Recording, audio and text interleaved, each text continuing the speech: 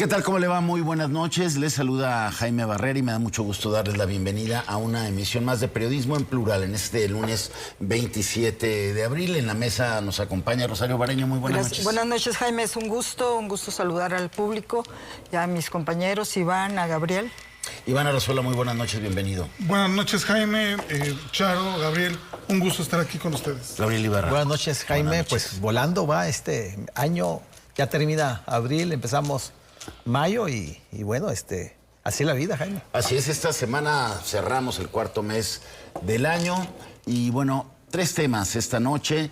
El aniversario número 34 de las explosiones del 22 de abril de 1992, sin duda la tragedia colectiva que más nos ha marcado como sociedad aquí en Guadalajara, que coincidió, bueno, pues con otro estropicio de Pemex, que también quiso ocultar este megaderrame en el Golfo de México, como en su momento también Pemex quiso ocultar su responsabilidad en las explosiones del 22 de abril, en lo que yo digo es el primer gran caso de huachicol, porque fueron millones de litros de gasolina los que se vertieron al drenaje, convirtiéndolos en una bomba que estalló al primer chispazo, causando pues muchísimo luto en nuestra comunidad. Ese es un tema. Vamos a comentar también rápidamente la encuesta nacional de seguridad urbana que se dio a conocer el viernes pasado y donde se reflejó pues cómo generó miedo al delito, miedo al asalto, el Domingo Negro, el domingo 22 de febrero, luego del operativo de la captura y muerte de Nemesio Oseguera Cervantes, el Mencho. Y también, pues, cómo creció la percepción de inseguridad en Guadalajara y en Puerto Vallarta, donde más actividad hubo de estas células delictivas que agredieron a la población. Vamos a platicar también de Bolaños, este municipio, luego de que el Tribunal Electoral del Poder Judicial de la Federación decidió echar atrás el decreto que ordenaba elegir a sus dirigentes por el método de usos y costumbres y ya no por el método tradicional de los partidos políticos. Ese decreto quedó pausado y se pide que se vuelva a hacer la encuesta porque pues, el Instituto Electoral y de Participación Ciudadana no grabó las asambleas allá en la comunidad indígena. Entonces, bueno, pues se revirtió esa decisión y se va a tener que hacer nuevamente este proceso. La comunidad indígena exige que sea en un mes. Vamos a ver qué sucede. Y un tema obligado, esta tensión que hay entre el gobierno federal y el gobierno de Chihuahua, de la gobernadora panista Maru Campos, por haber pues dado paso a agentes de la CIA en un operativo antinarcóticos allá en la Sierra Tarahumara, en el estado de Chihuahua, que ha generado pues muchísima atención también con los Estados Unidos. Temas que le tenemos preparados para esta noche y que esperemos sean de su completo interés. Charo, iniciamos con este tema del 22 de abril que coincidió con este otro pues, daño que causó al ambiente Pemex allá con el megaderrame en el Golfo de México. Es una tragedia, obviamente, lo del 22 de abril, a 34 años de estos lamentables hechos, más de 200 personas fallecidas. Y en ese momento, ustedes recordarán que no había la dimensión que tuvo esa tragedia en Guadalajara. Me acuerdo que llega el presidente de la República en ese entonces, Carlos Salinas de Gortari, al hangar del gobierno del estado, en ese entonces gobernador Guillermo Cosío, y estaban sentados y enfrente de los medios y comienzan a narrarle. Él pensaba que era una explosión más, que hubo lesionados, pero cuando le van detallando todos los hechos de cuántas muertes, la cara se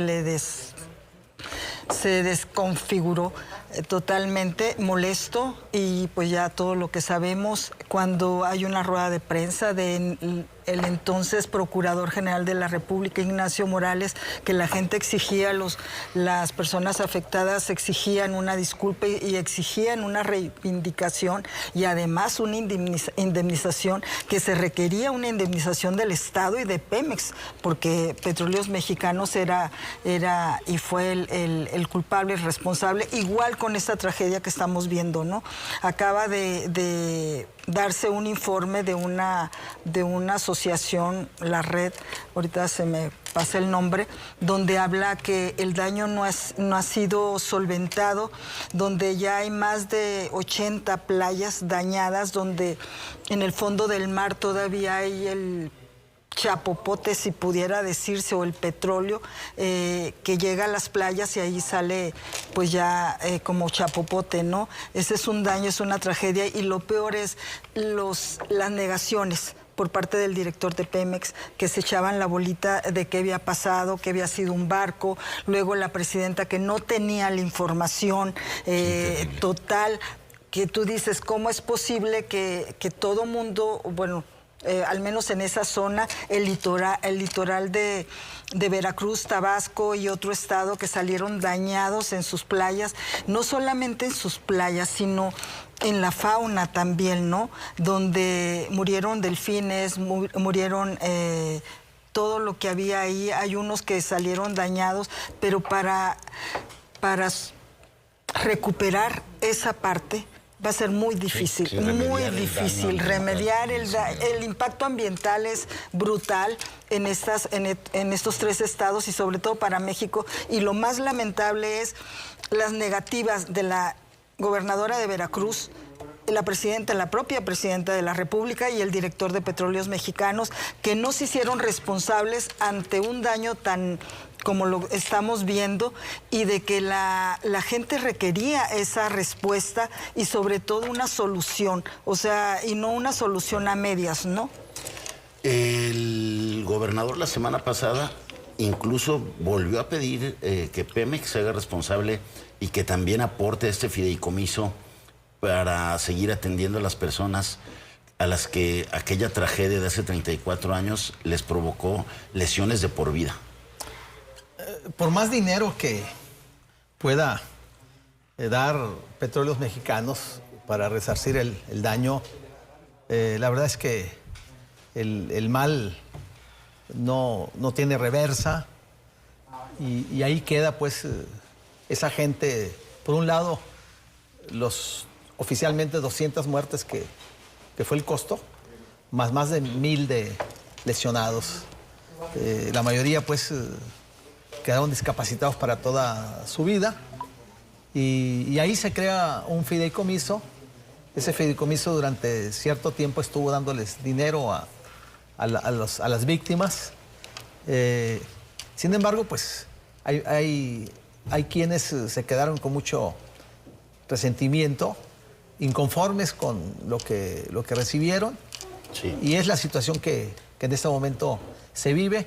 El gobernador, pues, qué bien que sale a la defensa de estas familias para que Pemex, pues, pueda aportar más cantidad por la situación de penuria tan complicado en que viven, ¿no?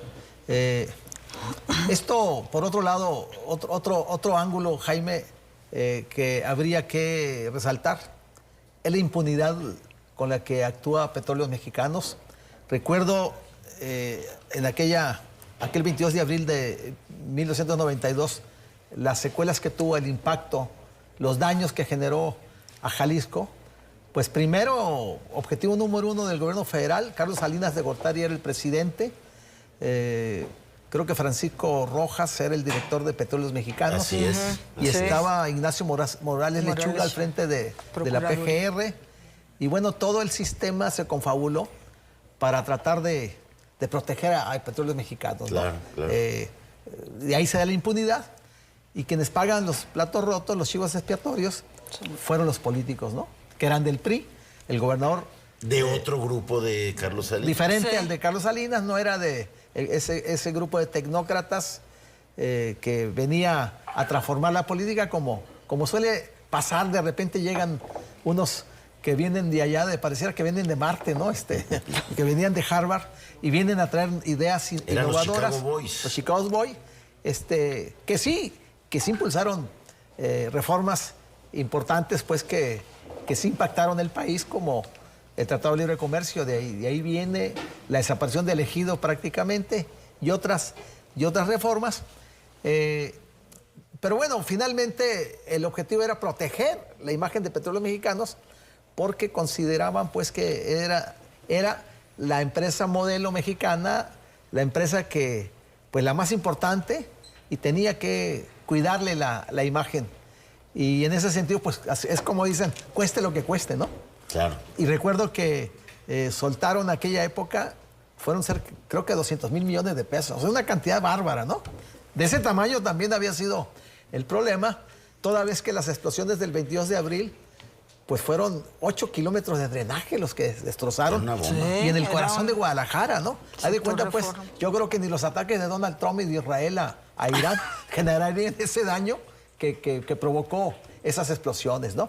Y el punto es que los ciudadanos no sabían de qué se trataba, de dónde venían esas explosiones. Bueno, pues era petróleo arrojado al drenaje, que yo creo que fue el origen o el primer conocimiento del famoso huachicol, es, ¿no? el huachicol. El huachicol, ahí empieza, el primer ¿no? huachicol. Donde ordeñaban a Petróleos Mexicanos desde el gobierno mismo, grupos, pues, mafias, y que pues se salió de control. Y yo creo que así fue como generan esas explosiones y quedan exhibidos. Pero entonces surgen los estrategas, las eminencias grises de los gobiernos que siempre están, y cómo vamos a controlar los daños, ¿no? Y objetivo, proteger la imagen de Petróleos Mexicanos. Entonces, decisión política primero, pues que los culpables es Guillermo Cosío, es Enrique Dau, que era el alcalde de Guadalajara, el director del CIAPA, y bueno, a medio gabinete lo llevan lo señalan como responsables y los llevan a Puente Grande, ¿no? Los encarcelan. Ustedes aguántense, no digan nada, esto se va a calmar, pero algunos meses van a estar ahí. A Cosío lo sacan, lo mandan de embajador a Guatemala, y bueno, pues este suceso, pues sí vino a impactar la vida social y política de Jalisco. Guadalajara ya no fue igual con esa gran herida en el corazón de Guadalajara, ¿no? Le destrozó el corazón. Y ahí empieza la alternancia política. Ahí empieza, porque el impacto fue muy fuerte. Y fue la bandera de los panistas, las explosiones del 22 de abril, ¿no? Así es, ahí empieza pues el cambio político, la alternancia, ahí se da.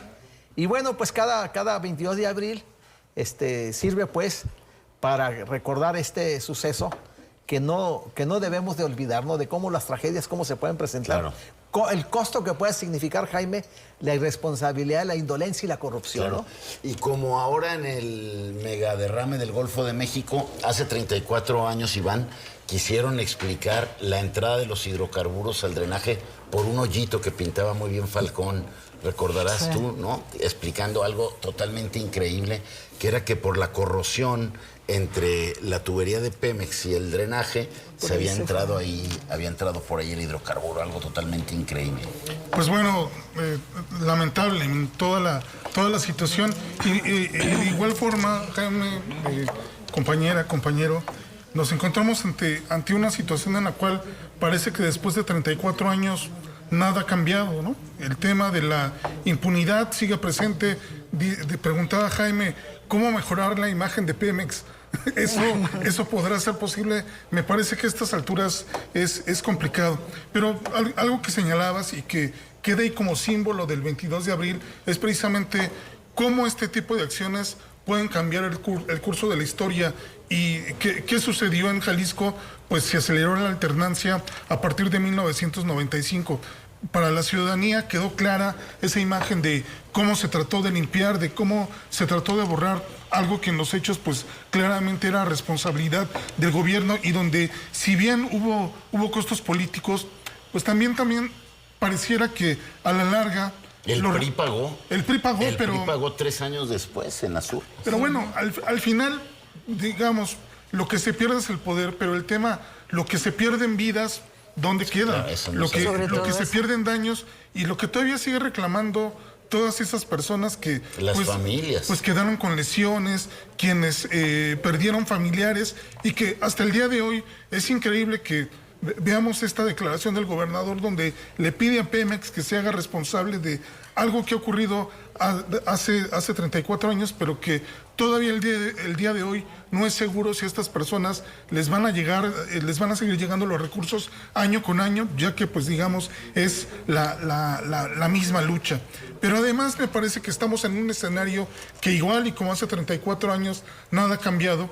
Recordarán ustedes lo que ocurrió hace algunos meses con el tren interoceánico, donde 14 personas pierden la vida. Ya hace unos días nos enterábamos que, bueno, también la Fiscalía General de la República, muy parecida a la PGR en su momento, dice, bueno, se extinguió la acción penal contra las personas que se habían señalado. Según la Fiscalía General de la República, pues fue el chofer del tren el que ocasionó toda esta tragedia, todo este desastre. ¿Dónde están los responsables? ¿Dónde están los estudios serios y profesionales que nos muestren si ese tren efectivamente es o no confiable, ¿no? Para la labor que se le encomendó. Entonces, me parece que lo del 22 de abril tiene que quedar en la conciencia, porque también para los gobiernos algo que tiene que ser claro es cuando hacen mal su trabajo, pues también la ciudadanía tiene, con el poder de su voto, pues la manera de cambiar las cosas ante un escenario de estas características. Bueno, pues ahí está el recuerdo de esa tragedia que efectivamente, como lo plantea Iván, debemos de crear conciencia. Y antes de ir al siguiente bloque, me gustaría rápidamente una reacción breve de la encuesta nacional de seguridad urbana y cómo pues dispara la percepción de inseguridad en Guadalajara, en Puerto Vallarta, en Zapopan, en Tlaquepaque. Bueno, creo que Tlaquepaque y Tlajomulco fueron los únicos que no subieron. Lamentable, y sobre todo lo estamos viviendo, fueron ese 22 de abril, 22 de febrero, perdón, como ha permeado Guadalajara en segundo lugar en materia de percepción de inseguridad, aunque digan que la baja de homicidios, Zapopan y Puerto Vallarta incrementaron esa percepción de inseguridad. Se dispara también. A 9 de cada 10 tapatíos. Así es, lamentable, y todavía estos hechos del 22 de febrero los vamos a seguir viendo todavía, lamentablemente. Hace unos momentos estábamos platicando la detención de un narcotraficante del cártel del nombre que lleva aquí el Estado, allá en el estado de Nayarit, donde hubo bloqueos en la carretera, el jardinero, donde hubo quema en algunas tiendas de conveniencia, y inclusive en una vivienda también afectó. Estas consecuencias las vamos a seguir viendo lamentablemente todavía. Vallarta también se disparó de 30 a 60%. Así es, Jaime, y me parece que eso es el fiel reflejo del vacío de autoridad que no solamente se dio el 22 de febrero, sino en los días consecuentes. Es una prueba de cómo se siente la ciudadanía pues desprotegida por su gobierno. Con una amplia vulnerabilidad al delito, por lo que se vio, y cómo pues la gente se quejó de ausencia de autoridad, de patrullas ahí para defender de la actividad de las células delictivas, ¿no? Completamente rebasado el gobierno, las autoridades policíacas, que brillaron por su ausencia en las primeras horas.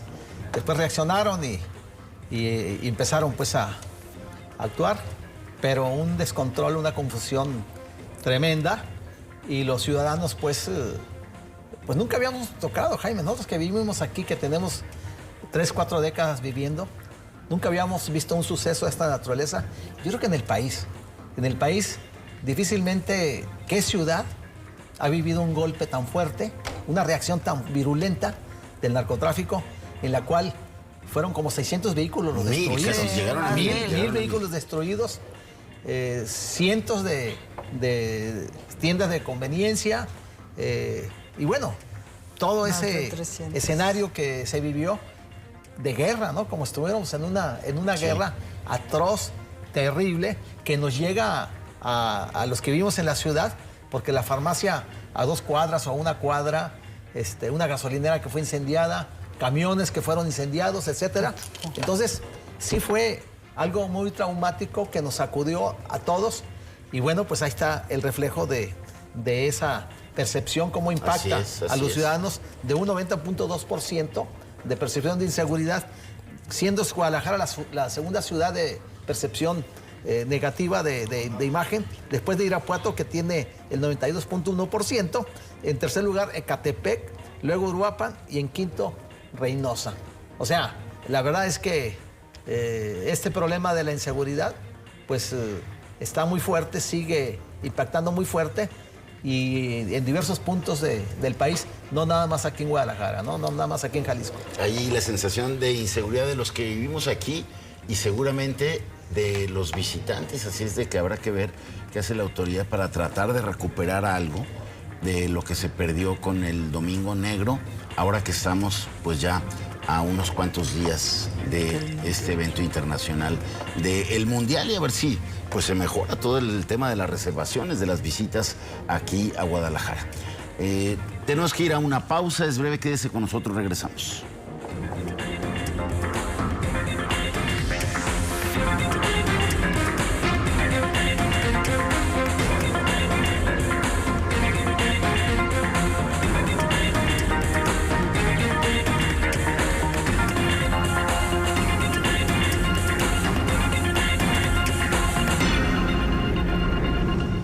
Gracias por continuar con nosotros aquí en Periodismo en Plural. Como le comentaba al principio de nuestra emisión, la semana pasada el Tribunal Electoral del Poder Judicial de la Federación decidió invalidar este decreto que ordenaba que en el municipio de Bolaños, que tiene una población mayoritariamente indígena, pues se rigiera bajo el método de usos y costumbres para elegir a sus representantes, para elegir a sus autoridades, ya no por el método tradicional de los partidos políticos. Esto no generó tensión, diferencias ahí con la comunidad mestiza y, bueno, pues el tribunal señaló que como no se habían grabado las asambleas por parte del Instituto Electoral, se tenía que reponer la consulta. Y bueno, pues ahí está ya la petición, Iván, de la comunidad indígena de que esto se repita lo más pronto posible. Piden que sea en menos de un mes, algo que se ve difícil. Sí, complicado. Y no solamente es por el tema de si utilizan como sistema electoral pues los usos y costumbres, sino por toda la tensión que se ha generado en la comunidad. Inclusive hasta el propio gobernador Pablo Lemus pues se manifestó en contra pues de esta medida de que pues al final se aprobara el tema de los usos y costumbres, sobre todo porque hay un tema que se pone sobre la mesa y que, como bien lo ha señalado Jaime, tiene que ver con tomar en cuenta la comunidad mestiza pues al momento de hacer toda esta consulta y ver qué tipo de sistema es el que se pretende plantear. Porque bueno, sería el primer municipio en el estado de Jalisco que tendría este método, que hay otros estados de la República que ya lo aplican, pero pues el ejemplo es Oaxaca, donde ahí sí hay una importante cantidad de municipios que se guían por el tema de usos y costumbres. Pero aquí lo que llama la atención es que aunque la población indígena es mayoritaria, pues también hay un número importante de personas mestizas viviendo en el municipio. Entonces, a ver, el tema es, bien sabemos que el tema o este sistema de partidos políticos tradicionales, pues evidentemente los partidos políticos gozan de una muy mala fama y pues por supuesto está bien ganada, pero ir a un sistema de usos y costumbres que es complejo, que por ejemplo una votación se pueda decidir a mano alzada, no sé, violando principios como la secrecía del voto, como inclusive el propio tribunal mencionaba que durante estas consultas hubo coacción por parte de autoridades indígenas para que se votara de tal o cual forma. Entonces, aquí la pregunta es, aunque se reponga el proceso y digamos todo se valide y la consulta pues al final determina que sí la mayoría se pronuncian por el tema de usos y costumbres, realmente digamos la comunidad se encuentra preparada como para poder asimilar un sistema tan complejo que podría generar más problemáticas. Me parece que ese es un punto que quizás nos podría llevar, y que en esto coincido con el gobernador, a analizar de manera muy seria y de manera muy clara exactamente qué es lo que pasaría y cómo se estaría llevando a cabo este sistema de usos y costumbres, porque si va a ser imponer una mayoría a una minoría, me parece que estamos entrando en un terreno muy delicado, Jaime. ¿Qué lectura le das tú a este conflicto, Gabriel? Bueno, pues es un tema muy delicado. Se tiene que manejar con mucha sensibilidad, porque en el contexto histórico en el que esto se da, recordemos que en los tiempos del PRI, ¿cómo se resolvían las diferencias? Pues simplemente en un trienio, un indígena, un huirrárica y otro un ¿Cómo mestizo. lo es hoy? Como, El alcalde actual es de Bolaños. así estaba. indígena. Así estaba. Se hace estas asambleas, estas supuestamente votaciones que genera un conflicto político inmediatamente antes de que entrara en vigencia. Los mestizos se mueven, cierran las salidas, la circulación en el municipio y bueno, esto podría haber generado un choque violento de pérdida de vidas y que ameritaba, exigía que las autoridades le pusieran atención al tema, ¿no? Porque no le pusieron atención, Jaime. Reaccionan hasta después que se dan estas manifestaciones, cuando se preveía que podía haber violencia. Tumban ahí el monumento del venado que está en la entrada, lo tumban y cierran los accesos de entradas y salidas al municipio. Sí creció muchísimo la tensión. Creció la Había tensión. incluso de enfrentamientos. Finalmente el gobernador le entra, pero fue una decisión, me da la impresión que fue sobre las rodillas el tema, no fue como que no hubo esa atención, ese conocimiento también histórico del tema, y el Congreso del Estado autoriza pues que se haga ese proceso, y finalmente pues por fortuna Incluso no tuvo se le resultados. reclamaba al Congreso haber actuado muy a la ligera. Con irresponsabilidad, con inconsciencia y hasta cierto sentido de irresponsabilidad por los costos que esto podría haber generado, pues. Entonces, yo lo veo un tema delicado, Jaime. Otra vez, volver al proceso, retomarlo, y ahorita está el tema abierto, los sentimientos muy encontrados. Entonces, yo sería la idea de que se enfriara el tema y luego pues vieran cómo encontrarle una salida que no está fácil, no está sencilla, porque si bien es cierto que los huirráricas son mayoría, los mestizos que representan un 35% de la población, una salida que podría darse es pues que se declarara el municipio número 126 de Guadalajara y que fuera de Jalisco. Jalisco, perdón, y que fuera pues de la comunidad indígena, porque en esa zona hay como 5 o 6 municipios en los cuales hay una población muy alta indígena, ¿no? Huirrárica. Entonces, eso podría ser una decisión salomónica para evitar esa confrontación, pero yo veo delicado, no sé la verdad cómo van a este rompecabezas a resolverlo. No lo veo, Jaime. Entonces, y ante esa presión de los huirráricas de que en un mes se retome el proceso, pues la verdad es que complicado, delicado, y pues hay que rezar para que no se vuelvan a dar estos conflictos y evitarse pues la pérdida de vidas, ¿no? Sí, porque esta decisión que toma el Tribunal Electoral, Charo, la toma la comunidad o los líderes de la comunidad indígena como una derrota, como un triunfo de la comunidad población mestiza que no quería que se impusiera el método de los usos y costumbres. Así es, y como lo dijo Iván, es algo inédito aquí en el municipio de Bolaños, y sí lo veo difícil, sobre todo porque ya los tiempos ya se están acortando.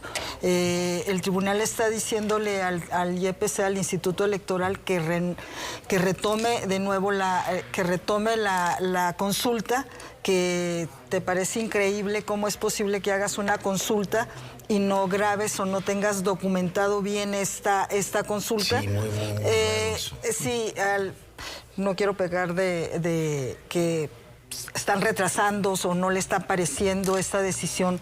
O cómo explicar que no fue deliberado. Exactamente. En octubre ya empieza el proceso electoral y esta población wixárika lo que quiere es participar con usos y costumbres en la elección del 2027. Se torna difícil, y ya lo dijo la presidenta del YPC, de que es presupuesto, es organización, es una serie de situaciones que se tienen que dar para darse esta consulta. Lo veo difícil. Coincido con Gabriel que han tomado estas decisiones sobre la rodilla y sobre la presión, porque la comunidad wixárika tiene más de 5 o 8 años peleando esta determinación de que se elijan en base a sus usos y costumbres. Ellos han estado peleando, han estado luchando por esta decisión. Ya los que han llegado tarde o el Congreso del Estado, que también pues hicieron una mesa, estuvieron ahí, pero como se comportan y se manejan los diputados y las diputadas en ciertos temas que son importantes como estos, hay unas fracciones que sí están de acuerdo con lo que están pidiendo la comunidad wixárika, porque es algo que es parte de ellos. ¿Pero qué hace con los mestizos? Exactamente, la población mestiza está inconforme porque no se les tomó en cuenta. Es chiquita. Inclusive no se les tomó en cuenta por parte del Congreso del Estado, en las mesas estas de Parlamento abierto que hicieron para que se tomara en cuenta, valga la redundancia, a la población mestiza. Sí hay un problema delicado, un problema grave que se ve difícil que sea a corto plazo. Ahí coincido contigo, Gabriel, que sea a corto plazo cuando la población, y puede tornarse más delicado esta situación. Ahora, ¿cómo han visto el papel que han jugado los partidos políticos? Pues bueno, a ver, ¿Dónde porque están? hay quien dice que también desde los partidos se generaron resistencias a esta decisión que se había tomado, que habían tomado los tribunales, para respaldar el método de los usos y costumbres, porque de alguna manera pues los partidos se veían desplazados. Esta comisión especial que se formó en el Congreso para precisamente decidir sobre este tema, y después se vota en el Pleno y bueno, se aprueba bajo consenso. Pero realmente hay una diputada del Partido Verde que fue la única que dijo, bueno, es que no se había hecho bien el proceso. Y porque además aquí hay otro elemento importante, que hay una cierta temporalidad, y si no se cumple con esa temporalidad, el cambio ya no podría entrar para el próximo elección. Una reunión en el Congreso, una mesa de trabajo a la que no vinieron los representantes de la comunidad mestiza. Así es, y lo que hicieron pues básicamente fue hacerle vacío, ¿no? Todavía como agregarle más cuestionamientos a esta decisión que pues ya había tomado el Congreso. Y aquí me parece también que tenemos que analizar con mucho detalle esto de los usos y costumbres. Suena bien, ¿no? En teoría, pero la cuestión también es cómo se implementa, ¿no? ¿Cómo es que se trabaja? Si representa un beneficio para la comunidad. Yo creo que sería lo más importante. Y porque además hay hay candidaturas independientes, hay, digamos, como otros instrumentos que también en un momento determinado podrían servir para una adecuada representación de los intereses de la comunidad, ¿no? Y que no se termine imponiendo la voz de un grupo sobre una minoría. Creo que no pensaron, no dimensionaron el hecho de que íbamos a llegar, que se iba a llegar a este punto donde habían ganado la comunidad wixárika, de que se decretara esto, no se dimensionó y se tuvo que llegar a esto, porque han pasado varias administraciones, en el Congreso del Estado también se ha tocado este tema en legislaturas pasadas y le han dado la vuelta. Ahora, han pateado ese tema de gobiernos de usos y costumbres, pues se da mucho en Oaxaca principalmente, donde hay una amplia mayoría de población indígena, pero aquí, bueno, sí es mayoría, pero no amplia, ¿no? Cuando hay un 35% cuando menos de población mestiza, entonces eso de usos y costumbres, la forma de concebir ellos la justicia, por ejemplo, choca con la forma de los mestizos o de las mismas leyes a las que hemos nosotros nos ha marcado, ¿no? Nuestras actuaciones. Pero no puedes hacer a un lado etcétera. a esta población tampoco. Sí, pero el asunto es que usos y costumbres es nada más para la población o es para todos. Cuando hay una población mestiza muy grande, pues, o sea, eso de usos y costumbres lo vas a aplicar también para los mestizos. Entonces, en Oaxaca, en Chiapas, donde hay amplia mayoría, bueno, ahí sí, pero aquí donde hay un sector fuerte de población mestiza, entonces yo creo que eso tienen que verlo con mucho cuidado y pensarlo más de 2 veces si lo van a intentar hacerlo de nuevo como lo habían querido hacer. Porque si no, pues al rato van a generar un conflicto y va a haber derramamiento de sangre, ¿no? Eso se temía al principio. Eso se temía. Porque, bueno, pues el pueblo duró bloqueado el ingreso creo que como una semana. Una semana, así Y el legislativo minimizó esta población mestiza, y no se querían meter. Después que generaron el problema, no se querían meter. Nadie fue, ¿quién de los diputados fue allá, ¿no? A hablar. Y la población mestiza les dijo, con la población, ¿no? Nadie quiso, ¿no? Nadie quiso. Entonces, pues son temas que a veces desde aquí no vemos la dimensión de lo que esto pueda provocar. Y dicen que en los pequeños detalles aparece el diablo, ¿no? Entonces, están atentos a los problemas de Guadalajara, de Zapopan, de Tlaquepaque, etcétera, del transporte, etcétera. Sin embargo, pues hay temas que son importantes en municipios, aunque sean muy alejados y aunque sea de indígenas, pues que se requiere poner atención especial y no minimizar, porque también el Estado, ¿a qué hora llegó el Estado allá? O sea, ¿previó el gobierno del Estado previó el problema o llega después que estalla la crisis? Creo que llega después de la crisis, no antes, cuando deberían de prever este tipo de problemas para buscar cómo distensionarlos, ¿no? ¿Y para qué tienes a tus miembros del gabinete que deberían de estar pendientes de esa situación? Pues vamos a ver cómo se toma por parte, sobre todo de la comunidad indígena, este fallo del Tribunal Electoral del Poder Judicial de la Federación y si les cumplen o no esta petición de que se repita el proceso en menos de un mes. Desde luego vamos a quedar pendientes de este tema muy, muy importante allá en la región norte de Jalisco. Tenemos que ir a una pausa, es breve, quédese con nosotros. Regresamos con otro tema que está ahí también generando mucha tensión entre el gobierno federal y el gobierno de Chihuahua. Vamos a la pausa, regresamos.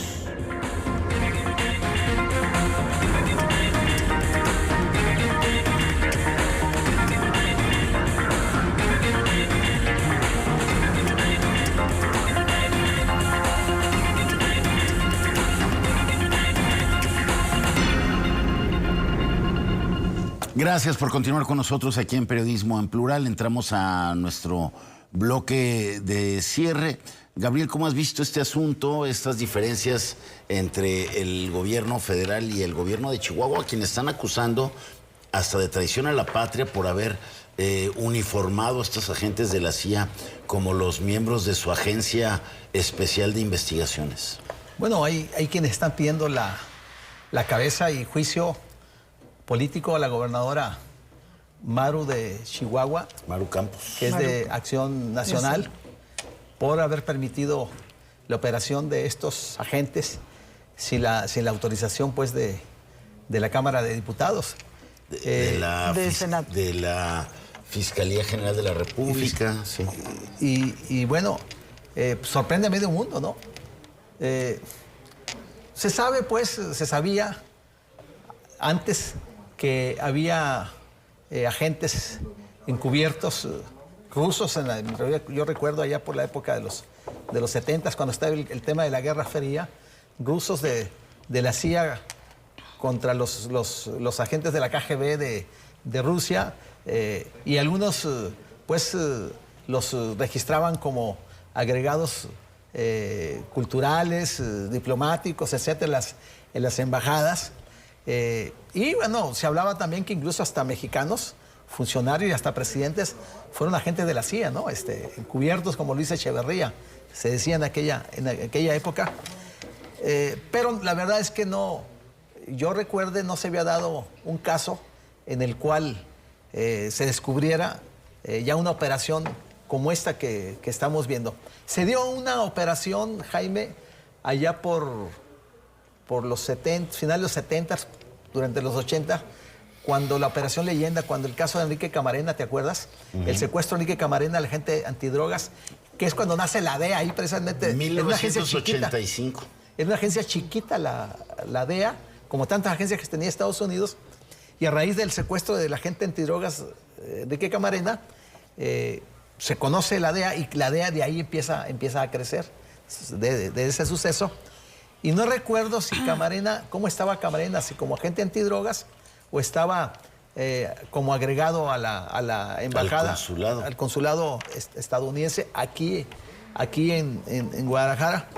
Entonces, esto que se da ahora en Chihuahua, se quiso encubrir la información, lo mismo, ¿no? Lo que sucede con Petróleos Mexicanos, el derrame allá en las playas, en los mares de Campeche, de Veracruz, se quiso encubrir diciendo pues que había sido un accidente carretero, cuando pues luego se tuvo que reconocer que era un operativo antinarcotráfico, con la participación de policías de Chihuahua apoyando a los agentes y nos de la enteramos CIA, por el accidente. Por el accidente.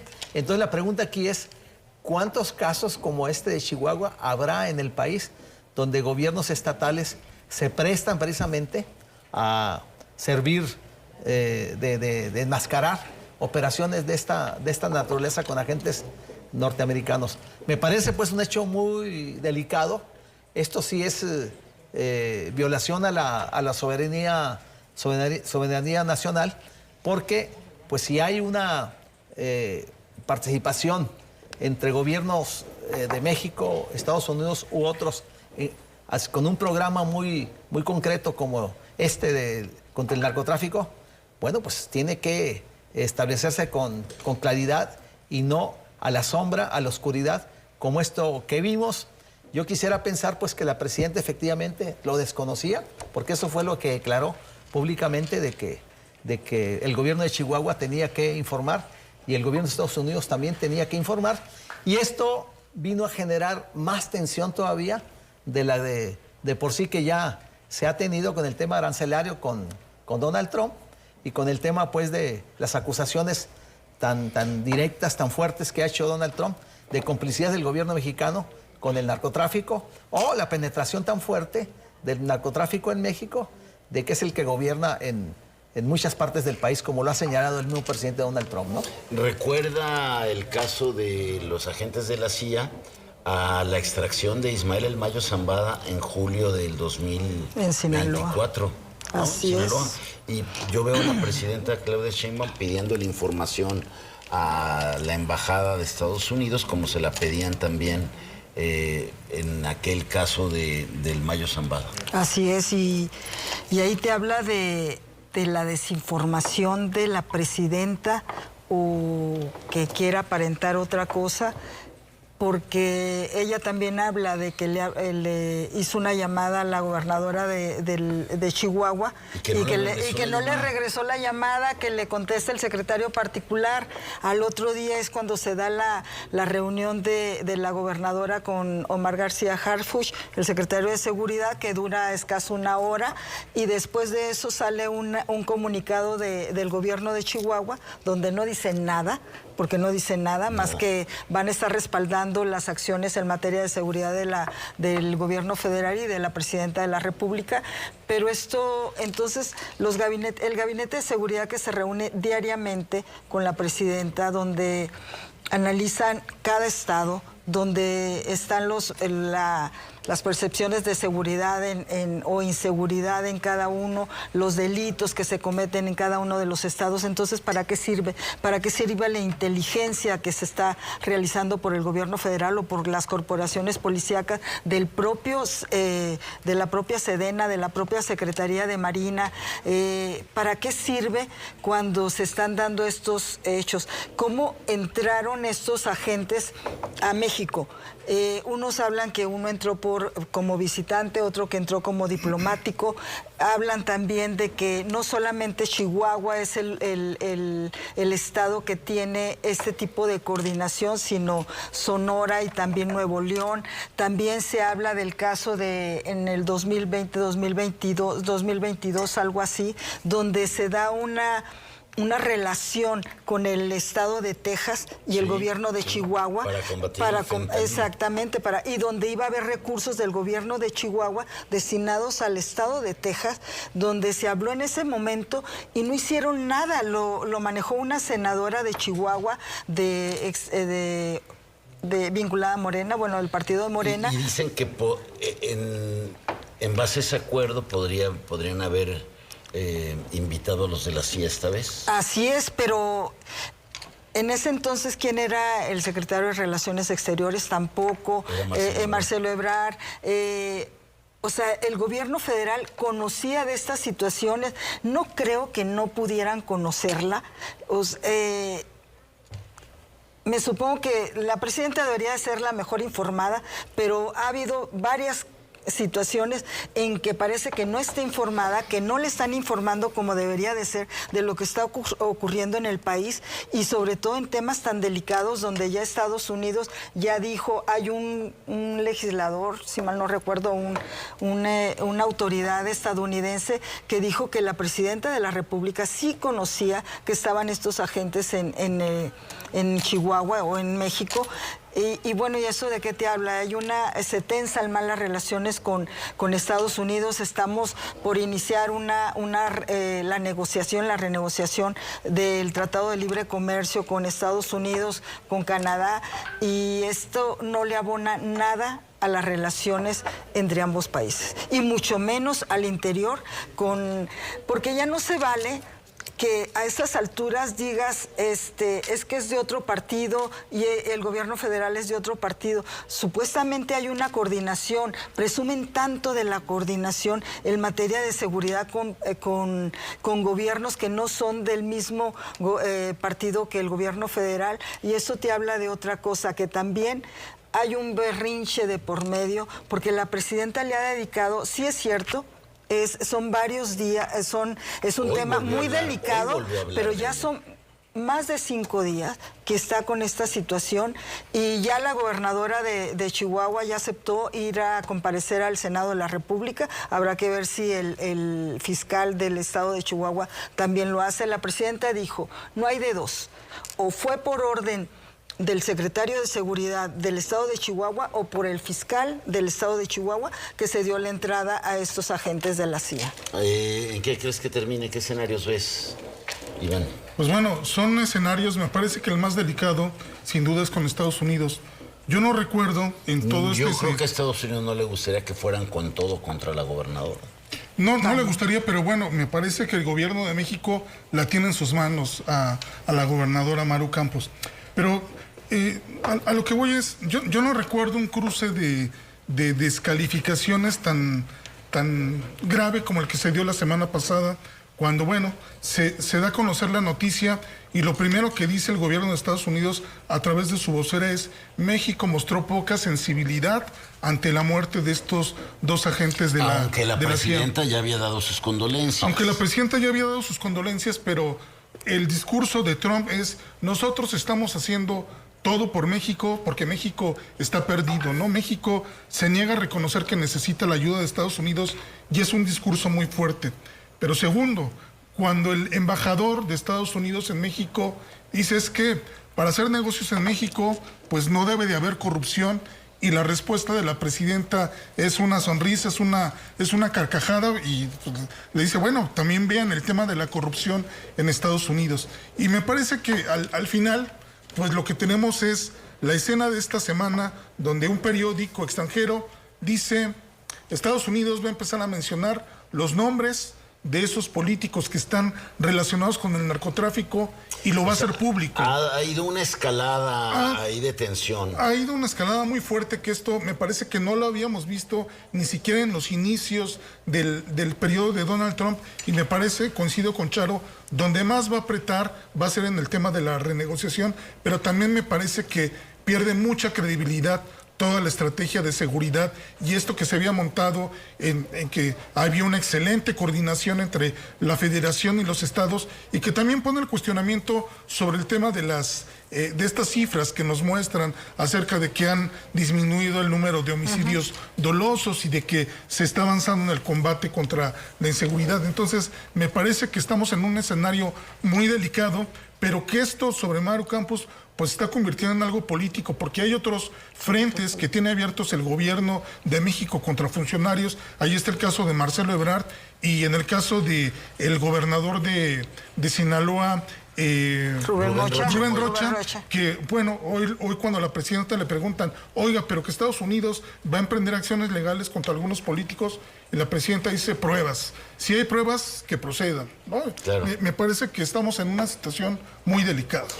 Ha escalado tanto la presidenta este tema con la gobernadora que pues está metida casi en un callejón sin salida, porque si no pasa nada con la gobernadora, ¿cómo va a quedar la presidenta?